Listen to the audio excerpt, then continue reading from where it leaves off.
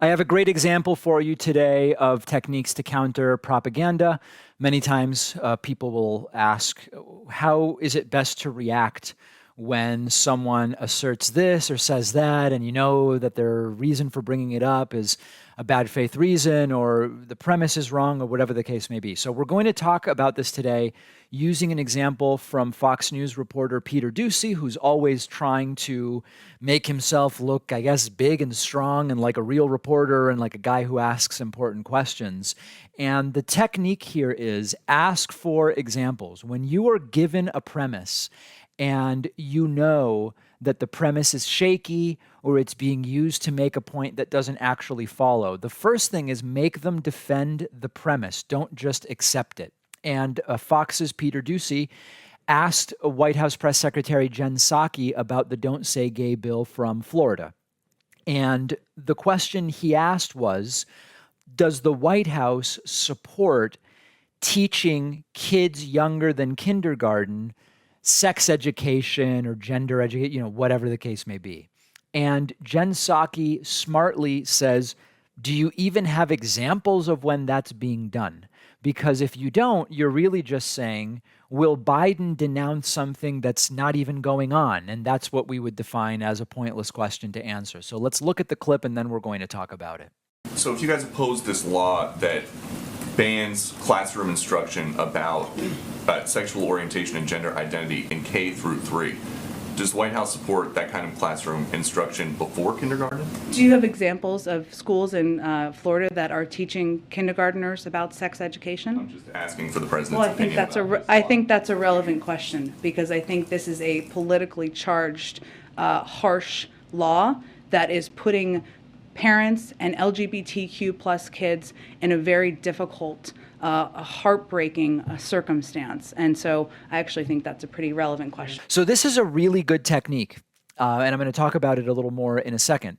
So first of all, understand that what Peter Doocy brings up, it's just not happening. It's not happening.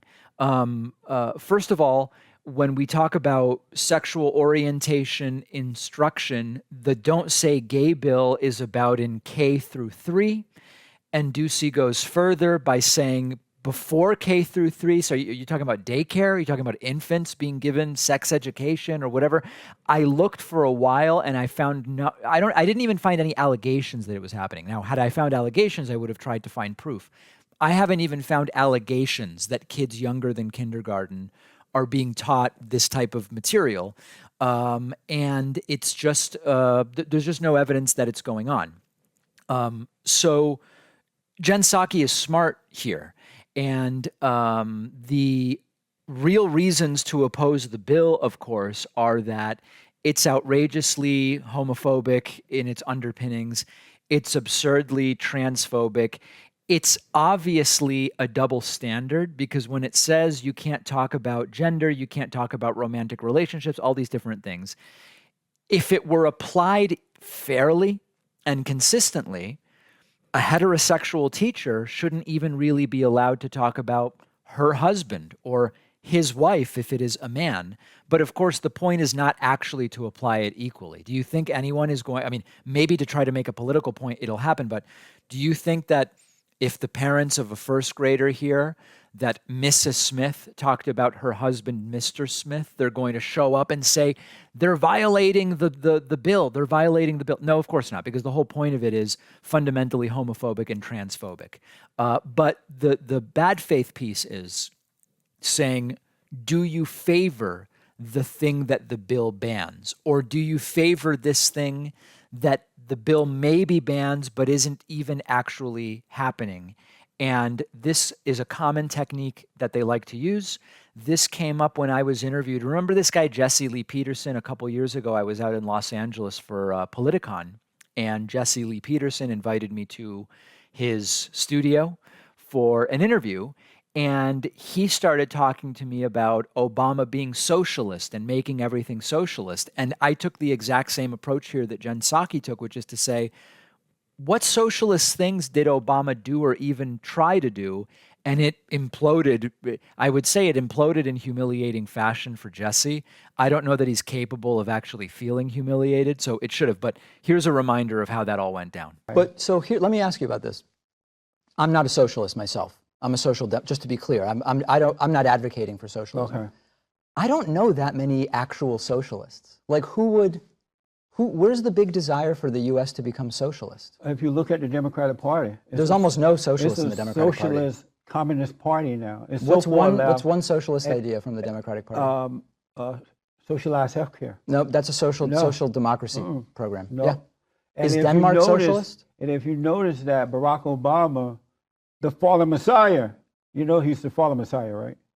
I don't know anything about that. And Big Mama Michelle, he tried to turn America into a socialist society. What's one example of a socialist policy that he had?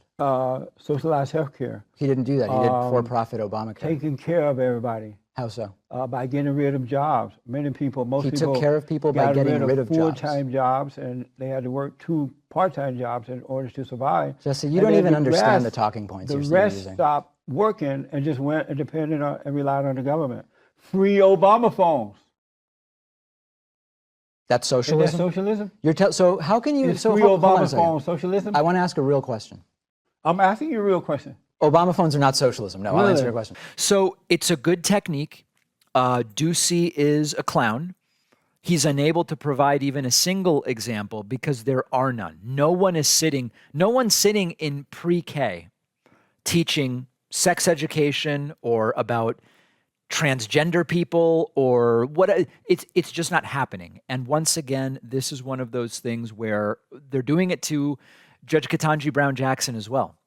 There is, of course, no evidence that Judge Jackson likes pedophilia, supports it, defends it, but they are taking out of however many sentences she's given, some cases where the sentence fell short of the maximum or of what the prosecution wanted, and using that as evidence that she must be in favor of this thing. She just must be, right? I mean, she must defend the pedophiles or the child sexual predators or whoever the case may be. It's non-existent. Understand the technique. Use the technique. One of our longtime sponsors is Vincero Collective. If you don't know Vincero yet, it's the place to go for quality watches, sunglasses, and more. Serious style, undeniable quality, and total versatility put Vincero really at the top of the game, and their newest watch release is no exception. It's the Argo Automatic. It spotlights everything I love about Vincero. I got the Argo Automatic in frost white. This is a dive watch, which is, of course, a staple in the watch world, but I really think Vincero found a way to make this one stand out. I love the gradient blue accent of the hour markers against the solid white face. I really love all of their watches, and I own a bunch, but the Argo is probably my favorite so far. Vincero sunglasses and jewelry and other accessories are awesome too. An excellent way to elevate any outfit. Vincero Collective is giving my audience 15% off all products and free shipping. Go to vincerocollective.com/Pacman and use the code Pacman. The link is down below.